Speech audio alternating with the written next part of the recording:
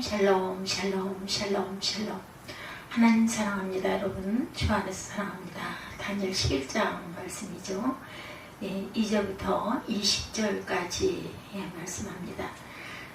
11장 2절에 보니 이제 내가 참된 것을 내게 보이리라. 오늘 제목이기도 합니다. 참된 것을 내게 보이리라. 보라.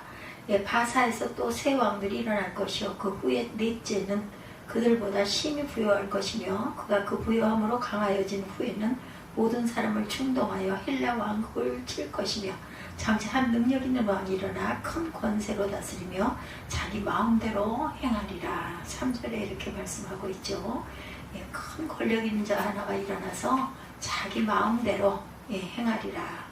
그러나 그가 강성할 때 그의 나라가 갈라져서 천하 사방에 나뉠 것이나 그의 자손에게로 돌아가지도 아니할 것이요 자기 주장하던 권세대로도 되지 아니하리니 이는 그 나라가 뽑혀서 그 외에 다른 사람들에게로 돌아갈 것입니다.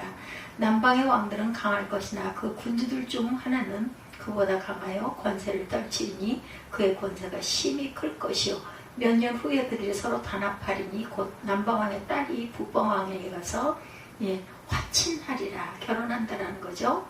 그러나 그 공주의 힘이 쇠하고 그 왕은 서지도 못하며 권세가 없어질 뿐 아니라 그 공주와 그를 데리고 온 자와 그를 낳은 자와 그때 도와주던 자가 다 버림을 당하리라.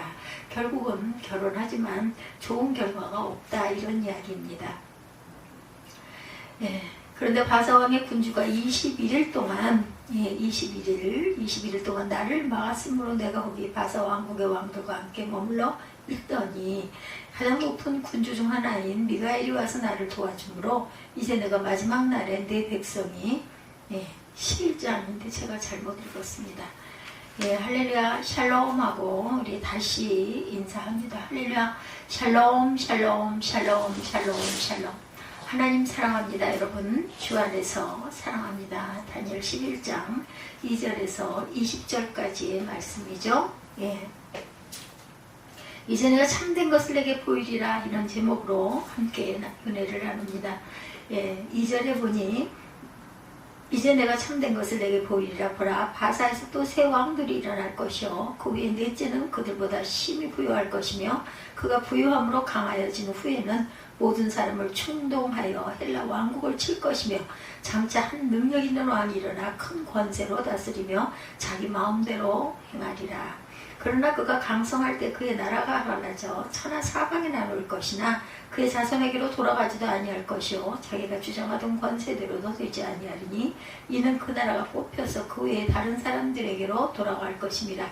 남방의 왕들은 강할 것이나 그의 군주들 중 하나는 그보다 강하여 권세를 떨치리니 그의 권세가 심히 클 것이요 몇 해 후에 그들이 서로 단합하리니 곧 남방왕의 딸이 북방왕에게 가서 화친하리라. 그러나 그 공주의 힘이 쇠하고 그 왕은 서지도 못하며 권세가 없어질 뿐 아니라 그 공주와 그를 데리고 온 자와 그를 낳은 자와 그때 도와주던 자가 다 버림을 당하리라.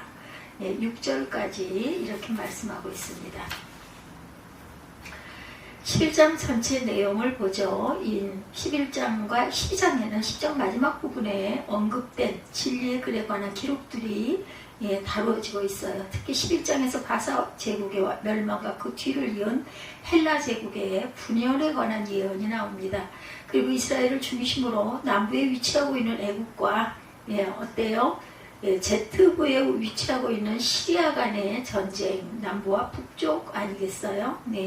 그에 따른 여러 사건들에 관한 예언이 기록되어 있습니다. 북부, 남부와 북부이죠. 오타입니다. 바사와 헬라의 왕들에 대한 그 소개가 2절에 나와서 제가 읽었습니다. 하나님은 역사의 주관자로 그의 사역자들에게 계시를 보여주셔요. 비밀한 내용의 첫 번째 주제는 바사에서 새 왕이 일어날 것인데 여기에 새 왕은 고레스와 캄비세스 그리고 다리오 히스타스페스를 일컫습니다. 우리는 그냥 흔히 다리오 왕 이렇게 얘기하는데 이름이 길죠. 히스타스페스. 바사가 강성해질 때 장차 능력 있는 왕이 일어나 큰 권세로 나라를 다스리고 모든 일을 자기 마음대로 처리할 것이다. 이 말씀은 마게도니아의 알렉산더에 대한 묘사입니다. 알렉산더가 강성하여 그 권력이 최고조에 달했을 때 그는 갑작스럽게 병으로 죽게 되죠. 33세. 사후 그의 통치구역은 그의 자손이 아닌 4명의 장군에게 분할이 돼서 내주각이 납니다. 그 나라가.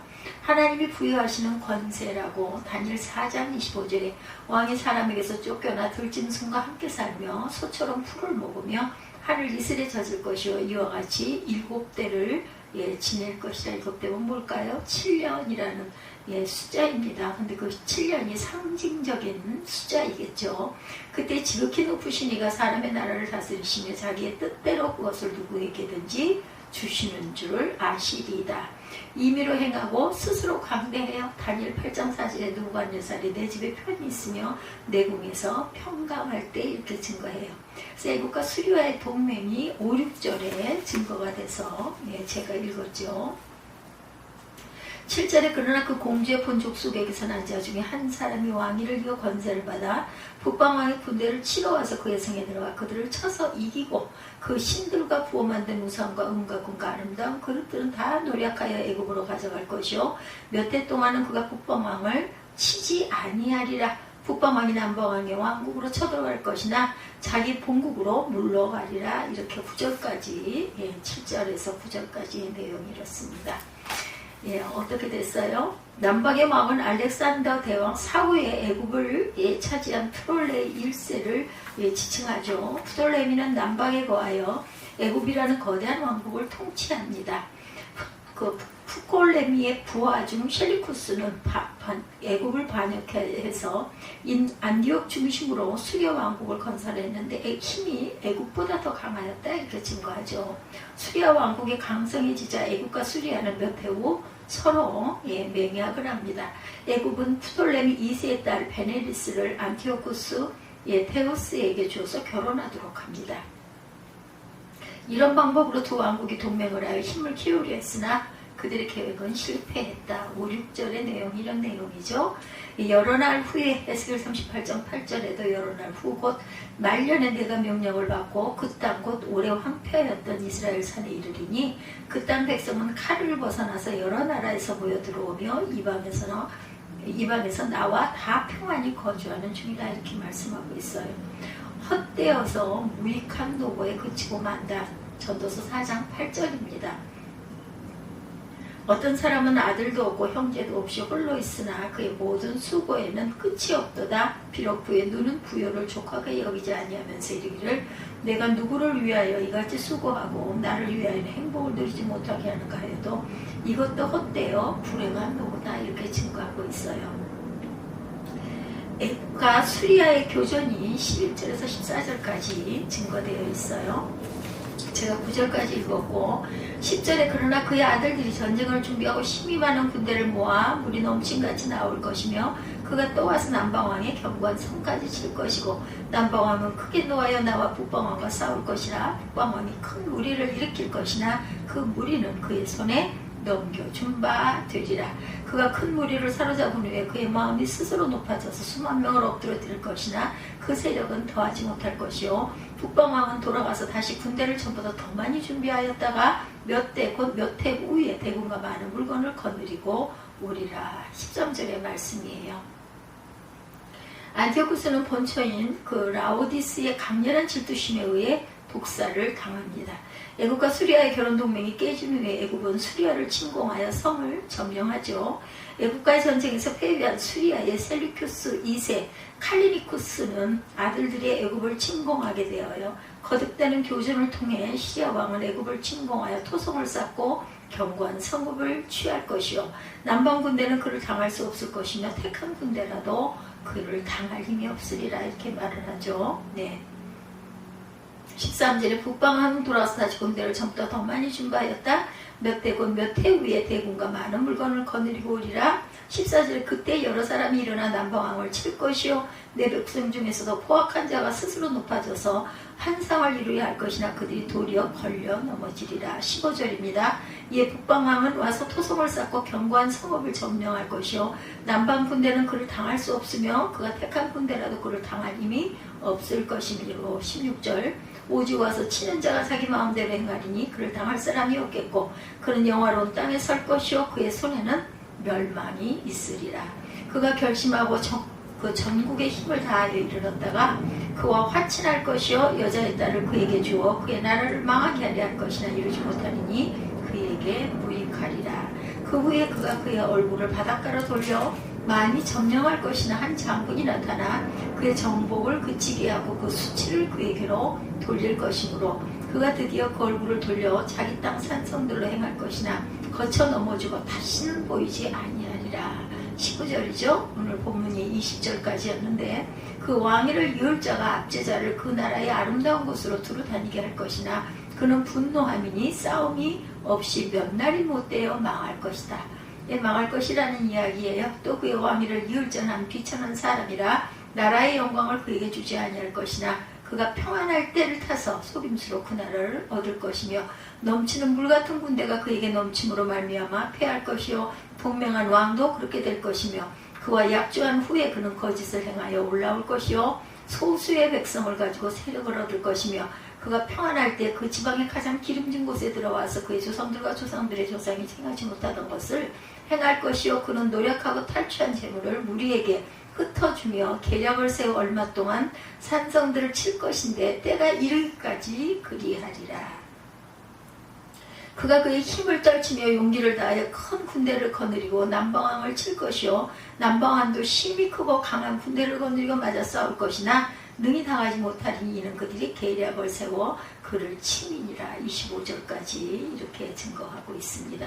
애국가의 전쟁에서 패배한 수리아는 셀루쿠스 2세 칼리니쿠스의 아들들이 애국을 침공하게 되었어요. 수리아의 셀루쿠스 2세 칼리니쿠누의 아들들. 저는 이 이름이 낯섭니다. 애굽을 침공하게 됩니다. 거듭되는 교조를 통해 시리아 왕은 애굽을 침공하여 토성을 쌓고 견고한 성읍을 취할 것이고 남방 군대는 그를 당할 수 없을 것이며 택한 군대라도 그를 당할 수가 없을 것이다. 끝까지 전쟁이 있어요. 9장 26절입니다. 다니엘. 62일의 후에 기름 부음을 받은 자가 끊어져 없어질 것이며 장차 한 왕이 백성이 와서 그 성읍과 성소를 무너뜨리리라. 한 왕의 백성이 와서 그 성읍과 성소를 무너뜨려니와 그의 마지막은 홍수에 휩쓸림 같을 것이며 끝까지 전쟁이 있으니 황폐할 것이 작정되었느니라. 황폐할 수밖에 없다. 9장 26절에 이렇게 증거합니다. 큰 군대에 대해서 열왕기상 20장 28절에도 그때 하나님의 사람 이스라엘 왕에게 나와 말하 이르되 야훼의 말씀이 아람 사람이 말하기를 야훼는 산의 산이요 골짜기의 신은 아니라 하도다. 이렇게 말합니다. 산의 신이요 골짜기의 신은 아니라. 그러므로 내가 이 큰 군대를 내 손에 넘기리니 너희는 내가 야훼인 줄을 아셨나이다 하리라. 안디오코스 에피파네스에 대해서 20절 21절에 증거하고 있죠. 총리 되시는 헬리오도로스에게 팔로파토르가 살해되자 안티오코스 에피파네스가 왕위를 계승하게 됩니다. 그는 비천한 사람으로 매우 강교한 자였고 그 모든 면에 왕이 될 자격이 없는 그런 자였다. 여기서 비천하다는 말은 출신 성분이 좋지 않다는 뜻이라기보다는 윤리적으로 인격적으로 비천하다 이런 뜻입니다. 훌륭한 발자국, 위대한 삶의 모범을 남긴 사람들이 많이 있음에도 유독 악한 일생을 보낸 사람들의 뒤를 따르려는 사람들이 적지 않게 있었음을 역사를 통해서 알 수가 있어요. 망령된 자, 시편 15편 4절에 그의 눈은 망령된 자를 멸시하며 야훼를 두려워하는 자를 존대하며 그의 마음에 서운한 것은 해로울지라도 변하지 아니하며 또한 괴율한 자다. 이사야 32장 5절에 어리석은 자를 다시 존귀하다 부르지 아니하겠고 우둔한 자를 다시 존귀한 자라 말하지 아니하리라 이렇게 말씀하죠. 애굽을 침공하는 사건이 일어나죠. 안티오코스 에피파네스는 괴울로 나라를 얻은 뒤에 그를 대적하는 자뿐 아니라 약조한 자들도 기만하여서 그들을 정복합니다. 그런 평화조약을 믿고 무방비상 상태에 있던 애굽을 침공하죠. 그런 탈취한 재물을 많이 사람들에게 나눠주면서 환심을 삽니다. 애굽은 많은 군대를 보유했음에도 불구하고 안티오코스 에피파네스의 작전에 이용당하여 수리아를 당해내지를 못해요. 그러나 그의 이러한 권력도 그 시기가 한정되어 있다는 것이죠. 야훼를 알지 아니하다. 사무엘상 2장 12절에 엘리의 아들들은 행실이 나빠 야훼를 알지 못하더라. 엘리의 아들들이 결국은 죽죠. 예, 제 손으로 괴유를 이룹니다. 다니엘 8장 25절에 그가 꾀를 베풀어 제 손으로 속임수를 행하고 예, 마음에 스스로 컨체하며 평화로운 때에 많은 무리를 멸하며 또 스스로 서서 만왕의 왕을 대적할 것이나 그가 사람의 손으로 말미암지 아니하고 깨지리라 이렇게 증거하고 있습니다. 언약을 모독하는 사건이에요. 31절에 증거합니다. 예, 25절까지 제가 읽은 것 같고 26절부터 보면 그의 음식을 먹는 자가 그를 멸하리니 자들이 그를 멸하리니 그의 군대가 흩어질 것이고 많은 사람이 엎드려져 죽으리라. 이 두 왕이 마음에 서로 해하고자 하여 한 밥상에 앉았을 때 거짓말을 할 것이라. 일이 형통하지 못하리니 이는 아직 때가 이르지 아니하였으므로 그 일이 이루어지지 아니할 것이니라.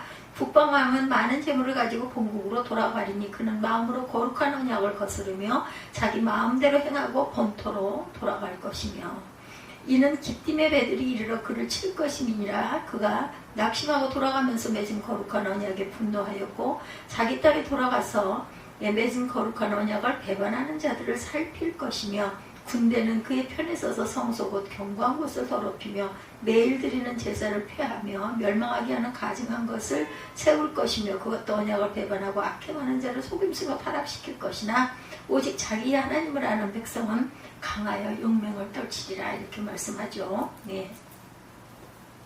백성 중에 지혜로운 자들이 많은 사람을 가르칠 것이나 그들이 칼날과 불꽃과 사로잡힘과 약탈을 당하여 여러 날 동안 몰락하리라. 그들이 몰락할 때 도움을 조금 얻을 것이나 많은 사람들이 속임수로 그들을 괴롭할 것이며 그들 중 지혜로운 자 몇 사람이 몰락하여 무리 중에서 연단을 받아 정결하게 되며 희게 되어 마지막 때까지 이르게 하리니 이는 아직 정한 기한이 남았습니다. 그 왕은 자기 마음대로 행하며 스스로 높여 모든 신보다 크다 하며 비상한 말로 신들의 신을 대적하며 형통하기를 분노하시며 그칠 때까지 하리니 이는 그 작정된 일을 반드시 이룰 것이니라. 36절까지 이렇게 증거합니다. 작정된 일을 반드시 이룰 것이라.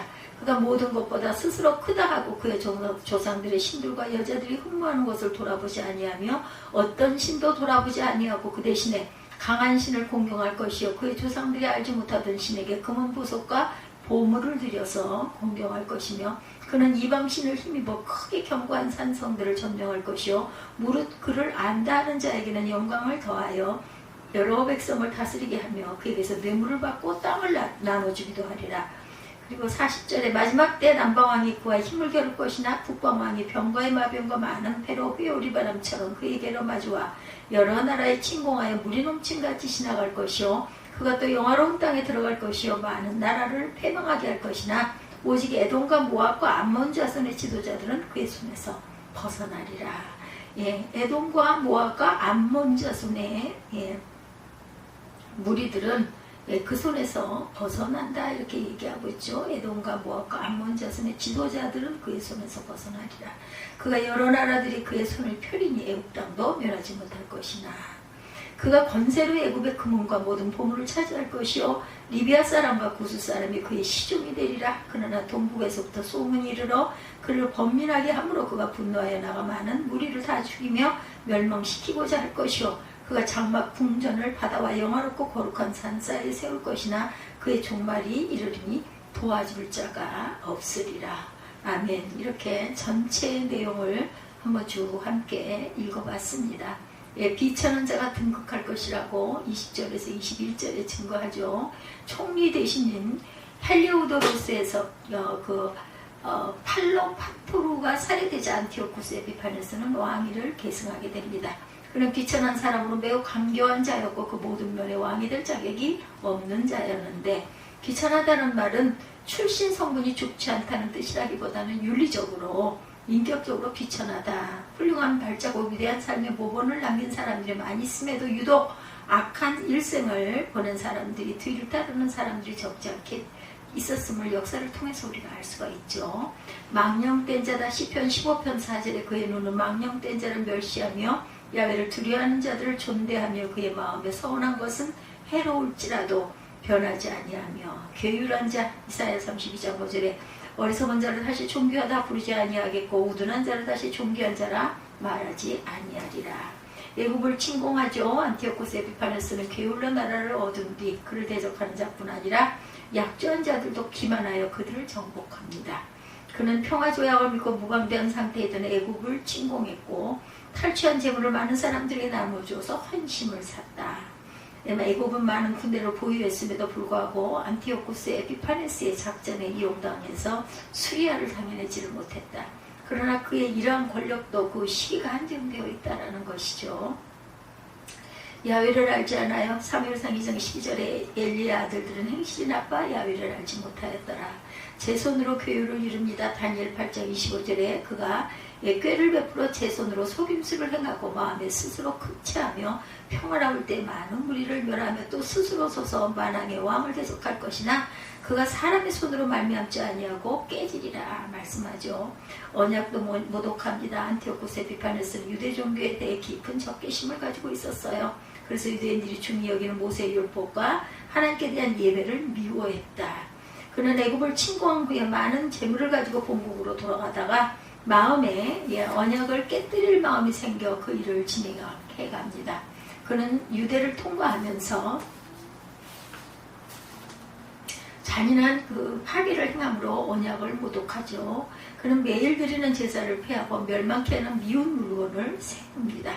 그리고 의인들을 핍박합니다. 마음에서 여러 악한 꾀를 내죠. 에스겔 38장 10절에도 주 여호와께서 이같이 말씀하셨느니라 그날에 내 마음에서 여러 가지 생각이 나서 악한 꾀를 내었다 이렇게 증거합니다. 성도를 괴롭혀요. 다니엘 7장 25절에 그가 장차 지극히 높으신 이를 말로 대적하여 또 지극히 높으신 이의 성도를 괴롭힐 것이며 그가 또 때와 법을 고치고자 할 것이며 성도들은 그의 손에 붙임받아 한때와 반때와 한때와 두때와 반때를 지나가리라. 안티오코스의 파괴와 멸망에 대해서 36절에 증거하죠. 많은 나라를 멸망시킨다. 안티오코스 에피파네스는 그를 통치 말기에 자신의 군대를 총동원해서 주변의 여러 나라를 침략하여 멸망시킵니다. 이때 애굽 왕이 수리아 왕에게 접전하였지만 결과는 완패가 되죠. 그것으로 인해서 유다 땅까지 안티오코스 에피파네스의 지팔 아래 짓밟히고 말았다. 인생의 성공과 실패는 그가 가지고 있는 외적인 조건이나 풍부한 경험 등에 좌우되는 것이 결코 아닙니다. 임의로 행하고 스스로 강대해졌어요. 다니엘 8장 4절입니다. 내가 먼저 그 순영이 서쪽과 북쪽과 남쪽을 향하여 받으나 그것을 당할 짐승이 하나도 없고 손에서 구할 자가 없으므로 그것이 원하는 대로 행하고 강하여졌더라. 중심의 악을 행합니다. 시편 58편 2절에 아직도 너희가 중심의 악을 행하며 땅에서 너희 손으로 폭력을 어떻게 해요? 달아주는도다. 괴로워하는 안티오쿠스입니다. 40절에 보면 그렇게 나오죠. 마지막 때 남방왕이 그 힘을 겨룰 것이나 북방왕이 병과 마병과 많은 배도 회오리 바람처럼 그에게로 마주와 그 여러 나라에 침공하여 물이 넘친같이 나아갈 것이며 영화로운 땅에 들어갈 것이요 많은 사람을 패망하게 할 것이나 오직 에돔과 모압과 암만 자손의 지도자들은 그의 손에서 벗어나리라. 그가 여러 나라들의 그의 손을 펴리니 애굽 땅도 멸하지 못할 것이니 그가 권세로 애굽의 금은과 모든 보물을 차지할 것이요 리비아 사람과 구스 사람이 그의 시종이 되리라. 그러나 동북에서부터 소문이 이르러 그를 번민하게 하므로 그가 분노하여 나가 많은 무리를 죽이고 멸망시키고자 할 것이요 그가 장막 궁전을 바다와 영화롭게 거룩한 산사에 세울 것이나 그의 종말이 이르리니 도와줄 자가 없으리라. 44, 5절이죠. 네. 안티오코스 에피파네스는 가장 높은 명예를 갖고 승리에 흥분되었을 때 그리고 약탈품들을 적재했을 때 동북에서부터 소식이 들려왔어요. 그 소식이 그를 괴롭힙니다. 또는 동쪽과 북쪽으로 파르디아의 왕이 그의 왕국을 내습하고 있다는 소식을 듣죠. 이것은 수리아 왕으로 하여금 어쩔 수 없이 자신의 계획을 버리게 합니다. 악인의 미련함은 하나님의 능력을 모른다는 것이죠. 동북에서부터 소문이 이르렀어요. 다니엘 11장으로 보면 44절이었죠. 그런 동북에서부터 소문이 이르러 그를 번민하게 함으로 그가 분노하여 나가 많은 무리를 죽이며 멸망시키고자 할 것이요. 물건을 겁탈하며 노력하려고 합니다. 에스겔 38장 12절에도 물건을 겁탈하며 노력하리라 하고 내 손을 들어 황폐하였다가 지금 사람이 거주하는 땅과 여러 나라에서 모여 짐승과 재물을 얻고 세상 중앙에 거주하는 백성을 고치고자 할 때에 악인의 최후가 어떻게 됐어요? 장막 궁전을 바다와 영화롭고 거룩한 산사에 세울 것이나 종말이 이르리니 도와줄 자가 없다. 이렇게 말씀하고 있습니다. 안티오코스 에피파네스는 그의 끝이 이를 때 아무도 그를 도와줄 자가 없어요. 그는 유대인들을 박해하고 주전 165년 초에 파르디아의 위협을 막기 위해서 파르디아의 위협을 막기 위한 국경 수비대를 이끌고 하기 위해 동쪽으로 진군하죠. 그는 그의 겨울에 페르시아의 그 다베에서 병으로 죽음을 맞이합니다. 악인에게는 하나님의 심판이 임하게 되는 이를 피하여 숨을 도리가 없다. 어디로 숨을 수가 없어요. 어느 곳에 가도 하나님의 눈이 닿지 않는 곳이 없죠. 바람에 불려간 곳이 없다. 다니엘 2장 35절에 보면은요. 그때 쇠와 진흙과 녹과 은과 금이 다 부서져 여름 타작마당에 겨같이 되어 바람에 불려 갈 곳이 없었고 우상을 친 돌은 태산을 이루어 온 세계에 가득하였더라. 끝까지 멸망합니다. 다니엘 7장 26절에 그러나 심판이 시작되면 그는 권세를 빼앗기고 완전히 멸망할 것이요. 27절에 보면은 나라가 권세와 온 천하 나라들의 위세가 지극히 높으신 이의 거룩한 백성에게 붙임바 되리니 그의 나라는 영원한 나라이라 모든 권세 있는 자들이 다 그를 섬기며 복종하리라. 이렇게 증거되어 있어요. 다니엘 7장 26절에 이렇게 증거합니다. 그래서 우리는 다니엘 11장을 통해서 그렇게 위세를 떨치던 안티오코스 에피파네스의 죽음을 통해서 이 세상에서 어떻게 사는 것이 올바른 것인가를 깨달아야 되겠다. 많은 사람이 권력과 명예를 추구하는데 이것이 이내 사라지는 안개와 같음을 알게 되죠. 따라서 우리는 이 세상에 형적은 신속히 지나가는 것임을 알고 이 세상에 사는 동안 영원하고 가치 있는 것에 관심을 쏟아야겠죠. 여러분들 Back to the Future, 미래로의 귀환이라고 하죠. 그 사람이 어때요? 한 사람이 타임머신을 타고 과거 혹은 미래로 시공간의 세계를 여행하는 그런 내용으로 전개되는 유명한 공상과학 영화 여러분들 기억나십니까? 저도 제목은 기억나는데 내용은 잘 생각이 나지 않아서 참고를 해서 제가 내용을 발췌했습니다. 그 영화의 주인공인 마틴은 우연히 타임머신을 타고 자기가 태어나지도 않았던 몇십 년 전에 과거로 가게 되죠.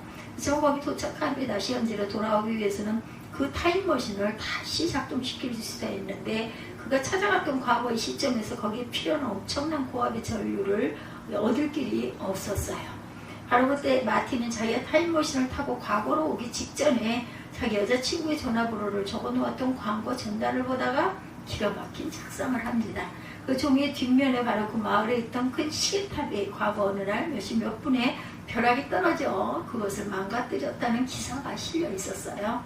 그 시각이 지금 과거로 돌아온 마티에게는 아직 하루 뒤의 미래였던 거예요.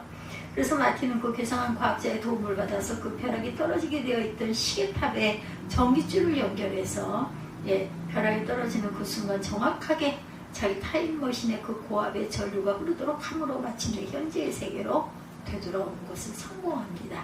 물론 아주 허무맹랑한 그런 픽션이긴 했지만 사람이 만일 미래에 일어날 일을 정확하게 알 수만 있다면 얼마나 신나고 얼마나 멋있는 일을 할 수 있는지를 잘 보여주는 그런 이야기, 어떤 그런 소망과 꿈을 품을 수도 있는 그런 이야기죠. 그렇지만 그의 호구의 영화 스토리와는 달리 그런 초과학적인 체험을 실제로 해본 사람이 나타나죠. 그들이 바로 오늘 본문에 기록된 다니엘서의 말씀을 읽고 그 예언 그대로 자기 주변의 역사가 조금도 틀림없이 하나하나 이루어져가는 것을 목도했던 유대인들이라는 거죠.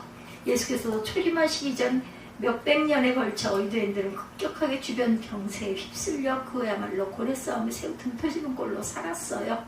그렇지만 다니엘 이후에 미래에 벌어지게 될 역사의 사건들을 지극히 상세하고도 정확하게 일찍부터 예언하고 있는 이 말씀을 읽고 깨닫고 있던 구약의 성도들은 바로 자기 나라 주위의 강대국들이 중심으로 일어나고 있는 역사가 이 다니엘서의 예언 그대로 하나도 틀림없이 진행되어져 나가는 것을 보고 놀라움을 금치 못했을 것입니다.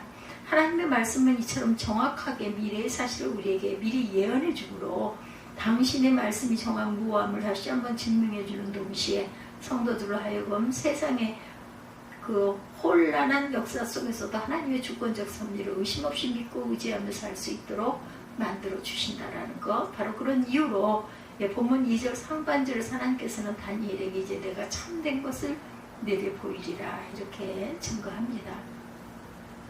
10장에 하나님께서는 다니엘을 은총을 크게 받은 자다 이렇게 부르시죠. 그에게 진리의 글을 기록된 것, 진리의 글에 기록된 것, 즉 하나님의 행하신 역사에 관한 참된 계시를 들려주시죠. 오늘의 본문은 그 참된 것, 미래 유다 민족을 에워싸고 있던 강대국들 중심으로 벌어질 세상 역사를 훨씬 더 자세하게 조목조목 그에게 예언해주는 계시의 내용이에요.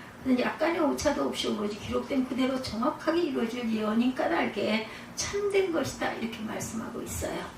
6월은 우리 기독신자들이 특별히 조국과 민족에 대해서 하나님께서 이루어주신 과거의 역사를 기록된 참된 예언을 통해서 깊이 새겨보면서 또한 미래의 소망을 위하여 더욱 간절히 기도드리는 그런 달이기도 합니다. 다가오는 6월, 그 6월을 우리가 준비하고 오늘도 또 기도하고 어제도 기도했고 매일매일 우리는 기도하죠. 그렇다면 과연 성경은 세상 역사에 대해서 어떤 참된 것을 우리에게 보여주고 있을까? 성경의 참된 예언은 세속적인 강대국들도 하나님의 때가 되면 반드시 멸망할 것이 분명하다. 이것이 본문 2절에서 4절에 기록된 내용입니다. 거기 예언하기를 이제 내가 참된 것을 내게 보이리라 보라 바사에서 또 새 왕이 일어날 것이요. 그 후에 넷째는 그들보다 심히 부유할 것이며 그가 그 부유함으로 강하여진 이후에 모든 사람을 격동시켜 헬라를 칠 것이며 장차 한 능력 있는 왕이 일어나 큰 권세로 다스리며 임의로 행하리라. 그러나 그가 강성할 때 그의 나라가 갈라져 천하 사방에 나누일 것이니 그 자손에게 결코 돌아가지 아니할 것이다. 또 자기가 주장하던 권세대로 되지 아니하리니 이는 그 나라가 뽑혀서 그 이외의 사람들에게로 돌아갈 것입니다. 이렇게 예언하고 있습니다.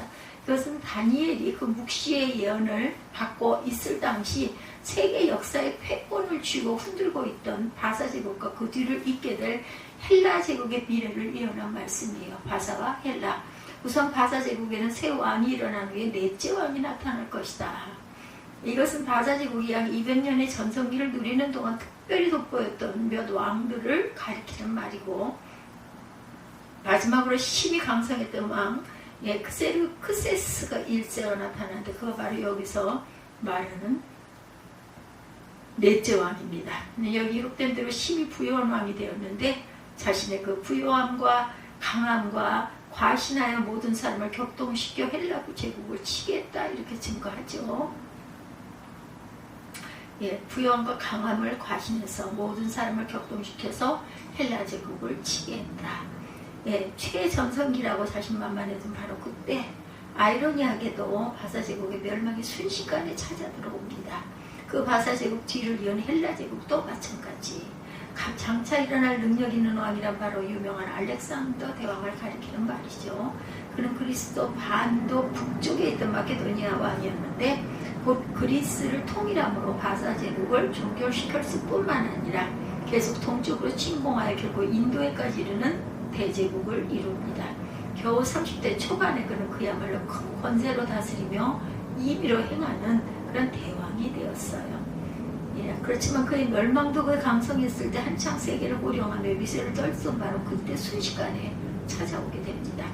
그는 젊은 나이에 갑자기 병사하게 되었고 그 나라가 갈라져 천하 사방에 나누어지게 되었던 것이다. 즉 알렉산더 사후에 그의 제국은 수하했던 유력한 4명의 장군들, 본문에 그 이외의 사람들이 가리고 있는 그러한 이들이 사방으로 넷으로 분할해서 차지해버렸다. 그 결과 본문의 그 자손에게 돌아가지도 아니할 것이요 자기가 주장한 대로 권세대로 되지 아니하리라는 예언 그대로 알렉산더의 아들들은 아무도 영토를 권세로 물려받지를 못했다는 거예요. 하나님께서 다니엘을 통해 내려주신 예언의 말씀은 이처럼 정확하게 그지없는 세계사 속에서 완벽하게 성취되어집니다. 그 강성했던 바사 제국이 그것도 크세르세스 1세 통치하에 최고의 번영을 구가하고 있을 때 어떤 사람의 눈에도 그 제국이 멸망이란 상상조차도 되지 않고 그때 하나님께서 미리 예언해 주신 그대로 급전직하고 나락으로 떨어지고 말았다라는 것이죠. 그런 바사제국을 누르고 이뤄진 신흥 헬라제국 역시 마찬가지였습니다. 그 젊고 천재적 전략술가인 알렉산더 치하에서 바사제국보다 훨씬 더 넓은 영토를 점령해가며 그야말로 그 기세가 하늘을 찌를 듯 했었던 그 순간 하나님의 예언의 말씀 그대로 어처구니 없이 오열이 되고 순식간에 끝장을 보고 말죠. 참으로 하나님의 말씀은 이처럼 사람들이 전혀 예상조차 할 수 없었던 일을 그 사람이 예상할 수 있던 것과는 전혀 딴판의 미래를 예언했을 뿐만 아니라 그 예언 그대로 1.1획이 틀림없이 세계사에서 성취되어야 말았던 것이었다라는 것. 이런 말씀을 대할 때 우리가 이 기록된 성경 말씀의 정확무호함과 절대적 권위를 다시 한번 절감하지 않을 수 없습니다. 또 이 세상 사람들이 한때 그 영광과 권세를 자랑하며 끝없이 번영한 것처럼 사실은 보였지만 하나님의 정하신 때가 되면 전혀 사람들이 예상할 수 없던 길로 하루아침에 사라지게 되는 것 역시 세상 우리가 깨닫게 된다. 지금도 우리 주변에 있는 강대국들을 보면서 그런 나라들이 현대사의 주인공들이고 내 인생에 결정적인 영향을 주는 주권자인 것처럼 착각하기 쉽지만 결코 그렇지 않다는 것을 또한 우리는 알아야 합니다. 예, 소련에 여러분 그 순식간에 무너진 그 사건 알죠? 예. 제가 그 어린 날 그 학교에 다닐 때 어느 날 갑자기 벼랑간에 공산국가 소련이 분해되었다 이런 얘기를 제가 들은 기억이 납니다. 정말로 공산권의 그 우두머리였었죠. 미국과 대적하는 위협적인 강대국의 종말을 그렇게 빨리 보게 되리라고 소련이 그렇게 쉽게 무너지리라고는 상상을 못했는데 쉽게 무너진 건 아닐 거예요. 우리가 내면을 잘 몰라서 그런 것인데 단 우리에게 전해진 그 뉴스죠. 소식은 그냥 어느 날 갑자기 소련이 없어졌다 망했다 이렇게 들어서 정말 다행이다 했던 기억이 납니다. 그럼 지금 세계 2위를 자랑하는 일본의 경제력이 우리나라에도 지대한 영향을 미치고 미국의 그 필적 칼자가 없는 군사력이 전 세계를 당분간 평화롭게 만들 것이라고 지레짐작하는 건 역시 실상은 아무도 보장 못할 일인 것이라는 거죠. 기록된 이 예언의 말씀은 아무리 신흥제국이고 아무리 강대국이고 아무리 성장 일로에 있는 나라이고 지금 당장 이 세계 무대에 당할 자 없는 주역처럼 보인다 할지라도 그들은 결코 세상 역사의 진짜 주인공이 아닌 것을 명백히 우리가 알고 가야 되겠다. 확실하게 알고 가야 되겠죠. 결국은 세상의 모든 나라들은 다 하나님의 손에 사로잡혀 있다는 것. 그래서 그러한 막대기들에 불과하다라는 거예요. 옛날 어릴 때 미국을 믿지 말고 뭐 소련에 속지 마라 이런 말 그 있었어요. 그 표처럼 떠돌아다녔죠. 일본은 일어난다 조선아 조심하라 이런 말을 듣기도 했습니다. 그렇지만 우리 그 성도들 기독 그 성도들은 미국이나 러시아나 일본이나 중국과 같은 나라를 그 자체를 보지 말고 강대국조차 당신의 절대 주권으로 붙잡혀서 움직이고 계시는 하나님을 볼 줄 알아야 된다. 지금 정도 돼서 이렇게 돌아보면 어때요? 와, 이게 기적이지. 하나님의 섭리가 아니면 이 대한민국이 이렇게 급성장할 수 있는가? 이런 그 감탄이 나오지 않으십니까? 저는 정말 꿈결 같다라는 생각을 하는데요. 눈코 뜰 새 없이 너무너무 빠르게 흐르죠. 2000년부터 2024년까지 제 기억에는 24년이 얼마나 빠른 속도.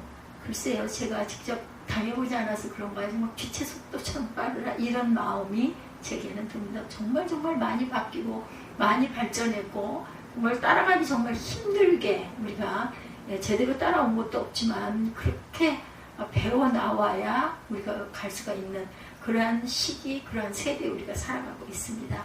세상 나라들은 아무리 크고 강하게 보일지라도 결국 멸망할 날이 오고야 말지만 오직 하나님께서만은 이 모든 세상 나라들과 민족을 위해 좌정하고 계시는 영원한 통치자이심을 늘 기억하는 저와 여러분들이 되셔야 할 것입니다. 두 번째, 성경의 참된 예언은 역사의 혼란 중에도 하나님 나라의 백성은 안전 보장이 된다라는 거예요. 헬라 제국 이후에도 이스라엘은 여전히 두 나라 싸움에 틈바구니에 끼어 양쪽으로 얻어맞고 살게 되겠지만 그건 역시 어디까지나 하나님의 주권하에 진행될 일이라는 사실을 이어지는 본문이 증거합니다. 5절 이하 20절까지의 내용은 그 헬라 제국의 뒤를 이어 넷으로 분열된 나라들 중에 특별히 이스라엘 민족에게 직접적으로 영향을 끼치게 된 두 나라에 대해서 자세히 예언하죠. 예, 어때요? 그 두 나라를 가리켜 본문의 남방의 왕과 북방의 왕이다 이렇게 표기합니다. 네, 이것은 바로 알렉산더 대왕 사후에 남쪽의 애굽을 차지했던 프톨레미 왕조와 시리아를 차지했던 셀루큐스 왕조를 가리킨다라는 것이에요. 이들 두 왕조 사이에 끊임없는 대립과 전쟁이 잇따라 일어나죠. 5절부터 9절의 말씀은 특히 남방의 왕이 주도권을 가지고 북방을 대항하고 있던 시기의 역사를 예언합니다. 바사 제국 때와 헬라 제국 때에도 그랬고 나중에 로마 제국 시절에도 마찬가지였지만 이 제국들의 남쪽 경계는 항상 애굽이 끝이었다라는 거. 그래서 이런 제국의 치하에서 남방하면 바로 애굽으로 통했던 것이죠. 우선 5절에 보면 남방의 왕은 강할 것이나 그 군들 중에 하나는 그보다 강하여 권세를 떨치니 그 권세가 힘이 클 것이다 이렇게 증거합니다. 예, 처음에는 애굽의 프톨레미 1세가 세력이 강했지만 조금 후에는 그 군들 중에 하나 즉 프톨레미 수하에 있던 알렉산더 장군 중 하나였던 셀루큐스가 독립하여 시리아를 중심으로 한 새 왕국을 세웠고 시간이 흘러갈수록 북방 왕국의 세력이 더욱 강해져 갈 것이라는 예언의 말씀이죠. 6절에도 보면 몇 해 후에 그들이 서로 맹야칼이 곧 남방왕의 딸이 북방왕에게로 가서 그 혼인하는 그런 내용이 쭉 해서 실려 있습니다.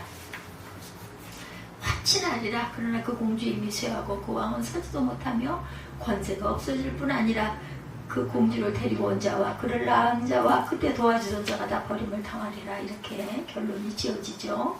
다 버림을 당할 것이다. 이것이 남방의 왕 프톨레미 2세가 북방왕 안티오쿠스 1세와 화친하기 위하여 자기 딸 베레니스를 정략결혼 이세물로 내어줬던 사실을 예언한 그런 그 줄거리죠.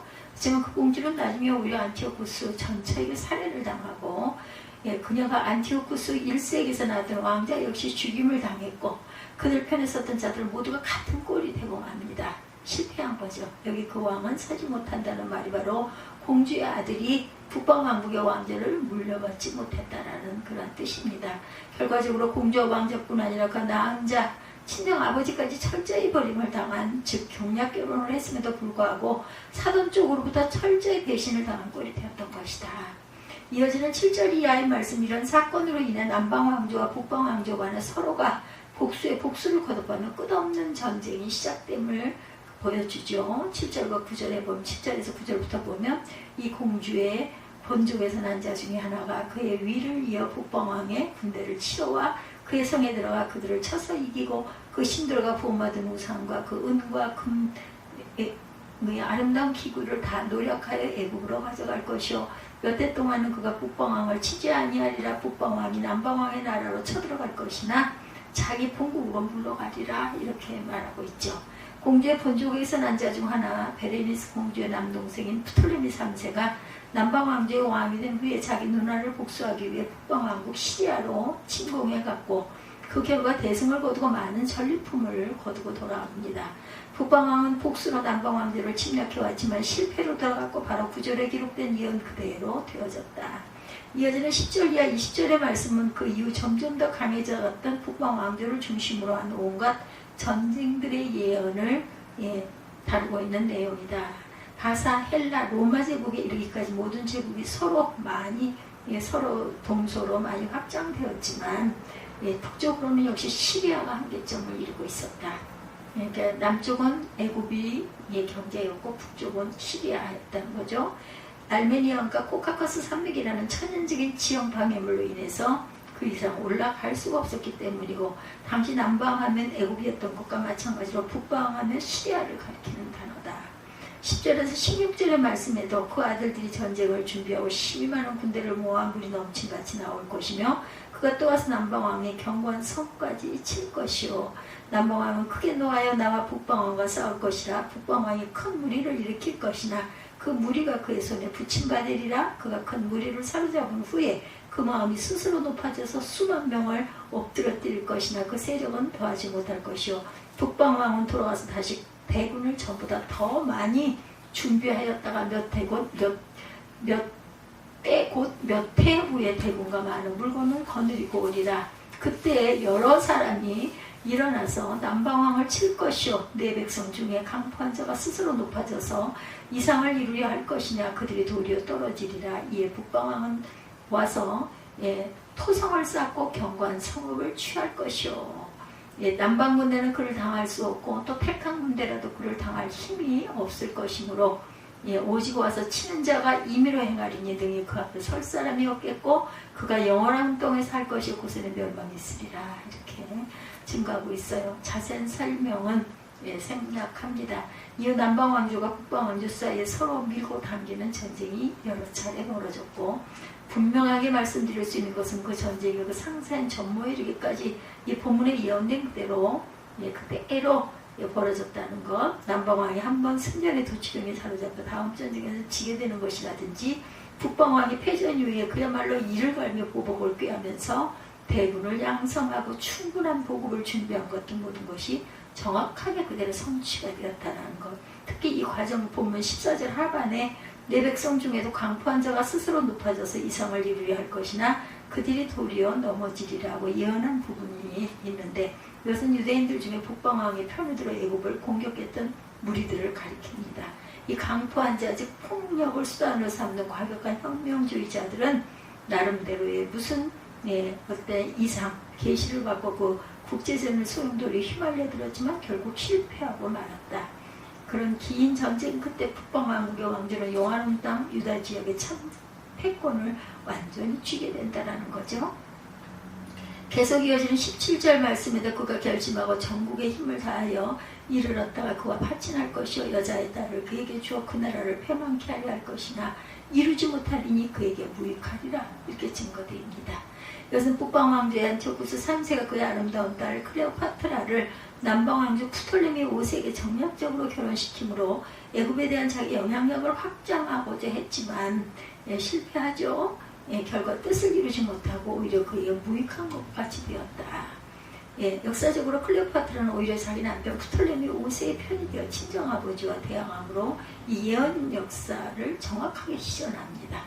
끝으로 18절에서 20절의 말씀은 그 후에 그가 얼굴을 섬들로 돌이켜 많이 취할 것이나 한 대장이 있어 그의 보이는 수욕을 씻고 그 수욕을 그에게로 돌릴 것이므로 그가 드디어 그 얼굴을 돌이켜 자기 땅 산성을 향할 것이나 거쳐 넘어지고 다시는 보이지 아니하리라. 그 위를 이을 자가 토색하는 자로 그 나라의 아름다운 곳으로 두고 다니게 할 것이나 그는 분노함이나 싸움이 없이 넌날이 못되어 망할 것이요. 이렇게 증거하고 있죠. 결국 망한다. 이건 자기 딸에게 배신당한 북방한 안티오코스 3세가 방향을 돌려 소아시아 지중해의 연안 지역을 공격했는데 한 대장 즉 로마 장군 루시우스 스피오에 의해서 패전하게 될 것을 가리키는 그런 예언입니다. 그 이후 그는 땅 즉 자기 영향 내에서 노력하다 결국 거쳐 넘어지고 다시는 보이지 않게 되었다. 죽었다라는 거죠. 그 뒤를 이은 셀루키스 4세는 토색하는 자 즉 세금 징수원들을 각곳에 파송하여서 불을 채우고 있지만 몇 날이 못되어 의문의 죽음을 당하게 되는 것이죠. 불을 온전치 못하게 이렇게 취하게 되면 결국은 죽음을 당하게 된다. 육신으로 죽지 않으면 영적으로 우리도 죽겠죠. 이처럼 남조 프톨레미 왕조와 북조 셀리쿠스 왕조 사이에 셀리쿠스입니다. 큐스가 아니라 근데 뭐 발음이 우리 한국어 발음이기 때문에 그럴 수도 있죠.